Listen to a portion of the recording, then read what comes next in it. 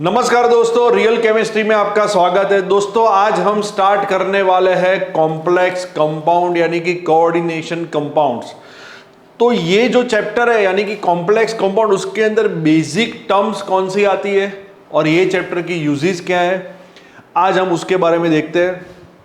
Complex compound के अंदर आपको नाम से ही पता चलता है कि कॉम्प्लेक्स यानी कि थोड़े से हार्ड, जैसे नॉर्मल कंपाउंड्स होते हैं NaCl, वैसे नहीं, ये थोड़े से कॉम्प्लेक्स है। तो कॉम्प्लेक्स यानी कि इसके अंदर एक सेंट्रल मेटल होती है। सेंट्रल मेटल मेजॉरिटी केस के अंदर D ब्लॉक की होती है, बाकी सारे केस में S ब्लॉक की भी मेटल रह सकती है, P ब्लॉक की भी रह सकती है या F ब्लॉक की भी रह सकती है। लेकिन मेजॉरिटी केस में जो D ब्लॉक के जो एलिमेंट्स हैं वो as a central metal act करते हैं।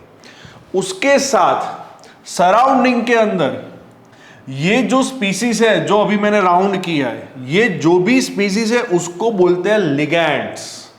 लिगैंड्स यानी कि जो भी इलेक्ट्रॉन पेयर डोनेट करती है वो स्पीसीज है, उसको कोऑर्डिनेशन कंपाउंड्स यानी कि कॉम्प्लेक्स कंपाउंड के अंदर बोलते हैं लिगैंड्स। लिगैंड्स यानी कि ग्रुप ऑफ एटम और any atom which can donate pair of electron to the central metal, यानी कि जो भी स्पीसीज सेंट्रल मेटल को इलेक्ट्रॉन पेयर डोनेट करेगी उसको बोलते हैं लिगैंड्स। तो ये जो चैप्टर है उसका टाइटल है कोऑर्डिनेशन कंपाउंड्स, जिसके अंदर वंस अगेन हम एक बार डिस्कस कर लेते हैं। सेंट्रल मेटल रहती है, उसके साथ ये जो भी स्पीसीज है यानी कि ग्रुप ऑफ एटम या सिंगल एटम, जैसे chlorine is a single atom, या ग्रुप ऑफ एटम यानी कि अमोनिया, वाटर, बहुत सारे लिगेंड्स हो सकते हैं।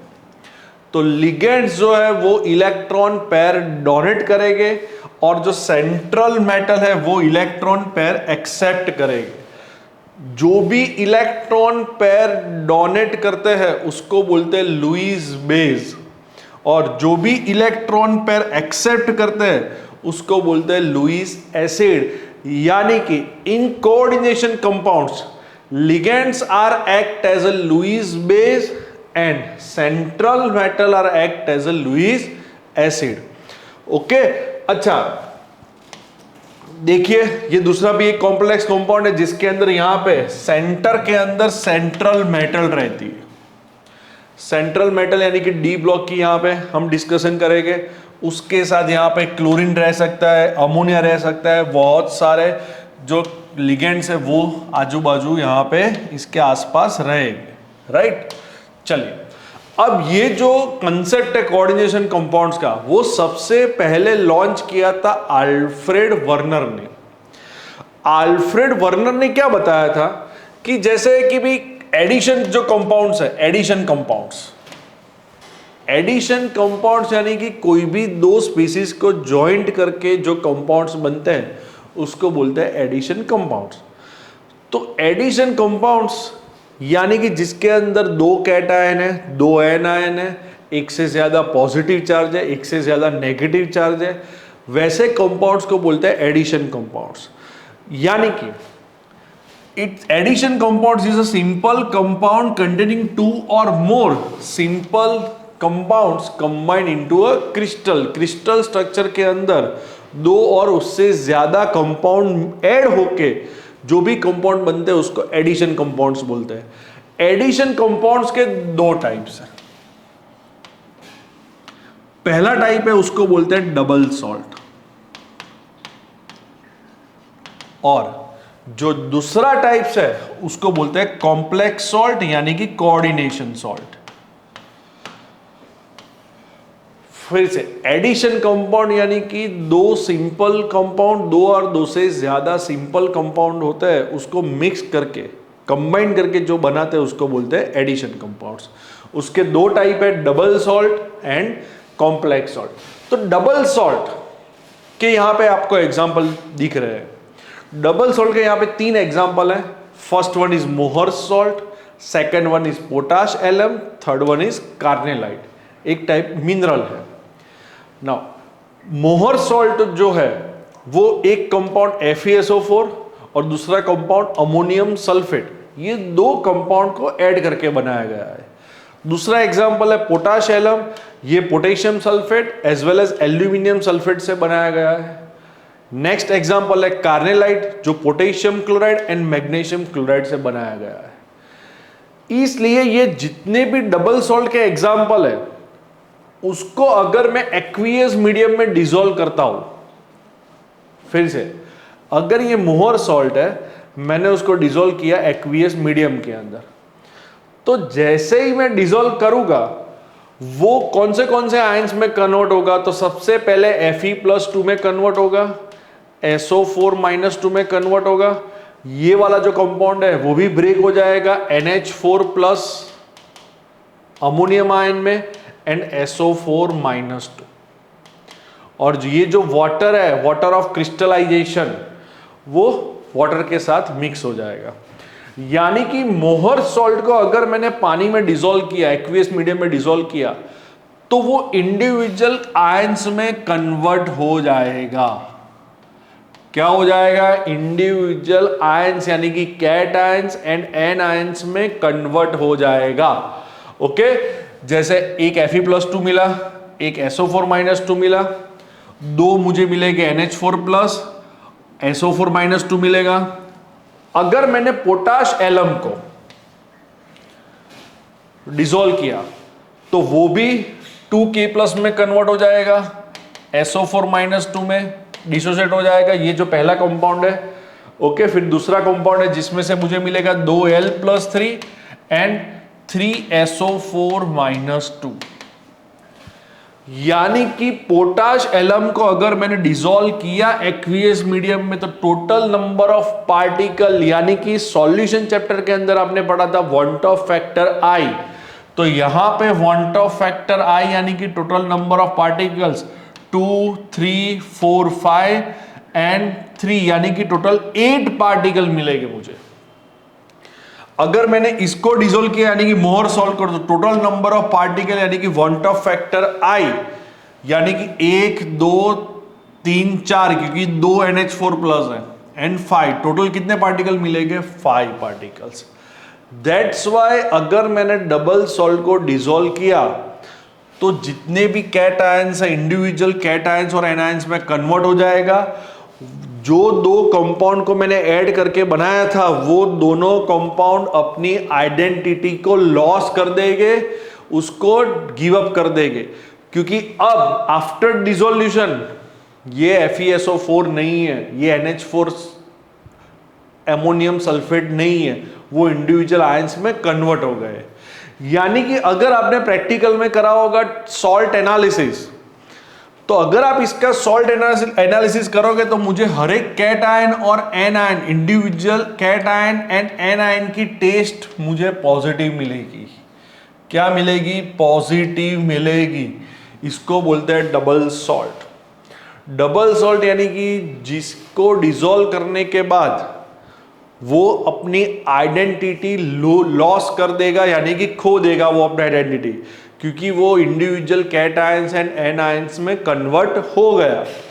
तो फिर से अभी हमने दो टॉपिक था एडिशन कंपाउंड, उसके दो टाइप थे, double salt and complex salt.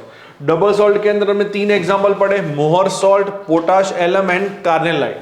अगर इसको भी आप डिसॉल्व करते हो K+Cl- Mg+2 Cl- में कन्वर्ट होगा। अब कॉम्प्लेक्स सॉल्ट, ये डबल सॉल्ट इस तरीके से मैंने बताया कि इस तरीके से बन रहा है। अब कॉम्प्लेक्स सॉल्ट, कॉम्प्लेक्स सॉल्ट का एक एग्जांपल अभी मैं ड्रॉ कर रहा हूं, K4FeCN6।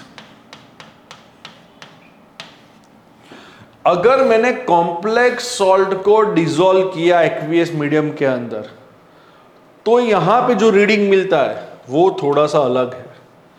यहां पे मुझे ये जो 4K+ है वो मिल जाएंगे, और ये जो मैंने ब्रैकेट में लिखा है, यानी कि यहां इसको बोलते हैं सेंट्रल मेटल, इसको बोलते हैं लिगेंड्स और इसको बोलते हैं काउंटर। फिर से इसको बोलते हैं सेंट्रल मेटल, ये लिगेंड्स और ये काउंटर।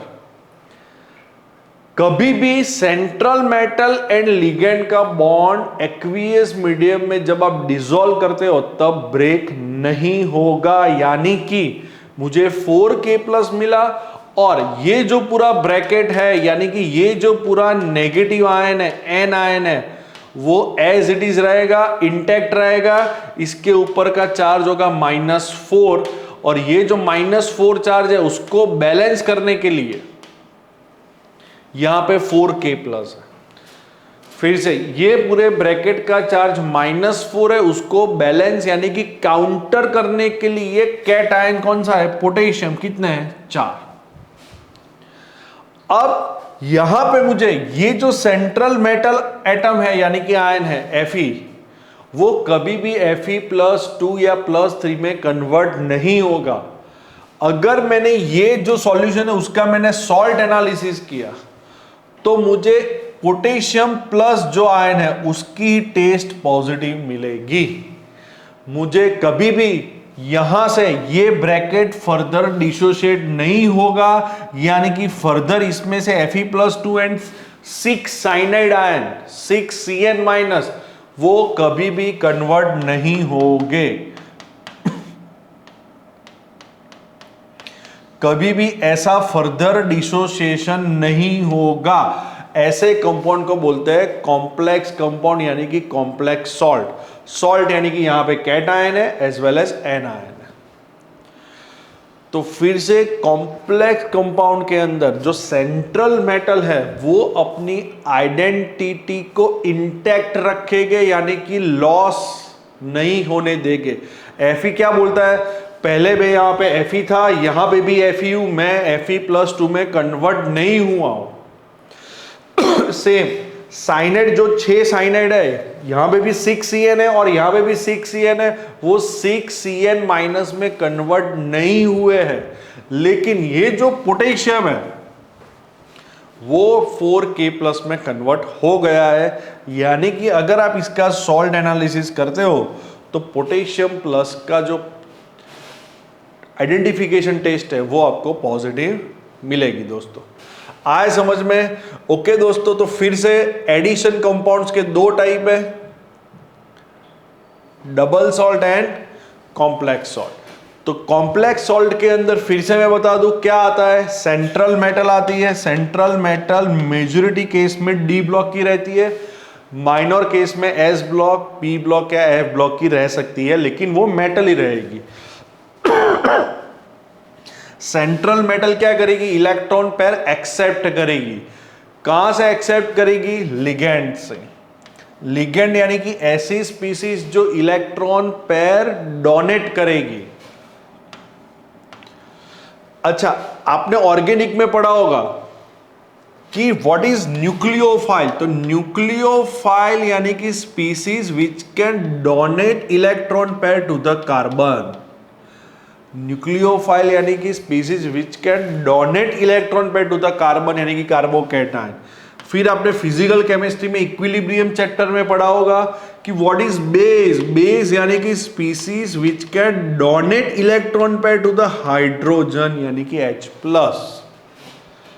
तो इनऑर्गेनिक केमिस्ट्री में लिगेंड यानी कि species which can donate electron pair to the central metal यानी कि Cm। जो सेंट्रल मेटल को इलेक्ट्रॉन पेयर डोनेट करेगी वो स्पीसीज को बोलते हैं लिगेंड्स। लिगेंड्स के बहुत सारे टाइप्स होते हैं। लिगेंड्स मेजॉरिटी केस में 3 टाइप के होते हैं। नेगेटिव लिगेंड्स भी हो सकते हैं, नेगेटिव चार्जेबल, पॉजिटिव चार्ज वाले लिगेंड भी हो सकते हैं एंड न्यूट्रल लिगेंड भी हो सकते हैं। ओके, तो ligands are further divides into negative chargeable ligands, positive chargeable ligands and neutral chargeable ligands. Okay, according to charge. फिर अकॉर्डिंग टू वो कितनी इलेक्ट्रॉन पेयर डोनेट करेगा वो बाद में हम देखेंगे। चलिए दोस्तों, अब इसके अकॉर्डिंग टू हम एक छोटा सा इक्वेशन सॉल्व करते हैं। देखो, ये जो है एडिशन कंपाउंड में से कॉम्प्लेक्स कंपाउंड, ये किस तरीके से बनते हैं। तो ये दोनों कंपाउंड को मिक्स करके ये बनाया है कॉम्प्लेक्स कंपाउंड। अगर आप इसका डिसोसिएशन करते हो तो ओनली आपको SO4 -2 आयन मिलेगा, और ये जो ब्रैकेट है वो +2 है, उसको काउंटर करने के लिए यहां पे -2 है। ये जो ब्रैकेट है उसमें सेंट्रल मेटल है और लिगेंड है, कभी भी ये कॉपर +2 में कन्वर्ट नहीं होगा। सेम यहां पे 3K+ मिलेगा और ये -3 है, ये पूरा ब्रैकेट। ओके तो यहां पे वांट ऑफ फैक्टर ये पूरे कंपाउंड का आएगा 2 पार्टिकल मिलेंगे, ये पूरा ब्रैकेट पूरा 1 पार्टिकल और SO4 -2। यहां पे टोटल आपको पार्टिकल मिलेंगे 4, 3K+ और ये पूरा ब्रैकेट। यहां पे ये वाला जो कंपाउंड है उसके अंदर टोटल पार्टिकल 5। कैसे 5? 4K+ और ये ब्रैकेट। ओके यहां पे आपको 4 पार्टिकल्स मिलेंगे, यहां पे आपको 3 पार्टिकल मिलेंगे। ओके दोस्तों, चलिए अब यहां पे एक क्वेश्चन है, on the basis of following observation made with aqueous solutions assign the secondary valency हम बाद में देख लेंगे। चलिए अब थोड़ी सी बेसिक टर्म्स देखेंगे, वो हम नेक्स्ट लेक्चर के अंदर देखेंगे, basic terms related to complex compounds. Thank you दोस्तों।